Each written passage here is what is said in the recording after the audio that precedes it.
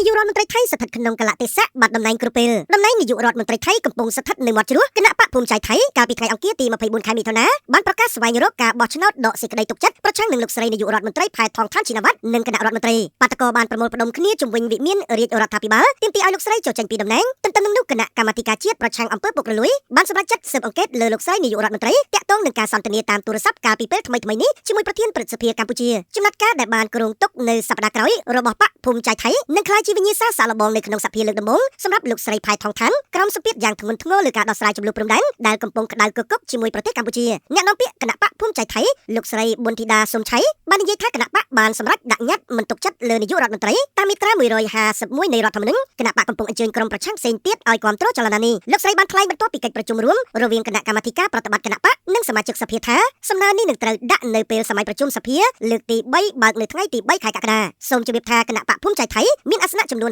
69ហើយនឹងត្រូវការគាំទ្រពីសមាជិកសភាចំនួន30នាក់ទៀតដើម្បីចាប់ផ្ដើមចលនានេះទាក់ទិននឹងបញ្ហានេះលោកសូវងធានថងរដ្ឋមន្ត្រីក្រសួងទេសចរនិងជាអគ្គលេខាបកភឿថៃបានលើកឡើងថារាជរដ្ឋាភិបាលមិនមានការព្រួយបារម្ភទេដោយសារខ្លួនមានការគាំទ្រជាងពាក់កណ្ដាលនៅក្នុងសភាយើងមិនព្រួយបារម្ភទេនេះជាកាតព្វកិច្ចរបស់គណៈបកប្រឆាំងមុនពេលការប្រកាសរបស់បកភូមិใจថៃលោកស្រីផែថងឋានបានអះអាងថាសម្ព័ន្ធដែលកំពុងកាន់អំណាចមានភាពរឹងមាំហើយរាជរដ្ឋាភិបាលបានដោះស្រាយលើការរុះរើគណៈរដ្ឋមន្ត្រីគណៈពេលដែលបានអនុម័តគម្រោងហេដ្ឋារចនាសម្ព័ន្ធមានតម្លៃ3.5 លានដុល្លារក្នុងគោលបំណងជំរុញសេដ្ឋកិច្ចកំពុងរីកចម្រើនគណៈកម្មាធិការជាតិប្រឆាំងអំពើពុករលួយ NACC បានសម្រេចជាឯកច្ឆន្ទបើកការស៊ើបអង្កេតបឋមលើលោកស្រីផែថងឋានជុំវិញការចោទប្រកាន់ពីបទរំលោភក្រមសីលធម៌ធ្ងន់ធ្ងរពាក់ព័ន្ធនឹងការសន្ទនាជាមួយប្រធានព្រឹទ្ធសភាកម្ពុជាសម្ដេចតេជោហ៊ុនសែនក្នុងការដាក់សម្ពាធលើលោកស្រីផែថងឋានសម្ព័ន្ធនៃក្រុមសកម្មជននយោបាយកាលពីថ្ងៃអង្គារបានចាប់ផ្ដើមយុទ្ធនាការរួមគ្នាមួយក្រោមបដារួបរวมដើម្បីជាតិដើម្បីការពារអធិបតេយ្យភាពថៃនិងអំពាវនាវឲ្យនាយករដ្ឋមន្ត្រីលាលែងពីតំណែង